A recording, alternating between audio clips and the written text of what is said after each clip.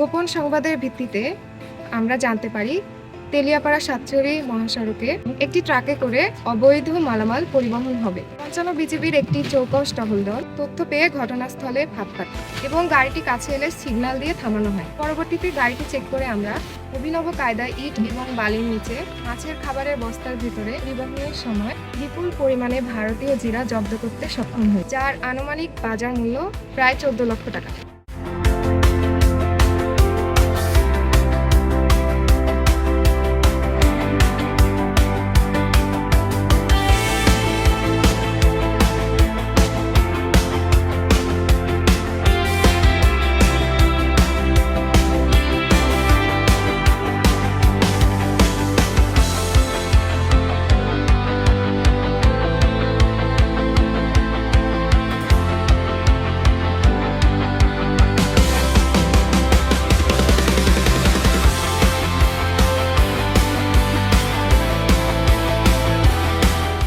Border guard Bangladesh সীমান্ত সুরক্ষার পাশাপাশি অপরাধ এবং চোরাচালান দমনে দৃঢ় প্রতিজ্ঞ।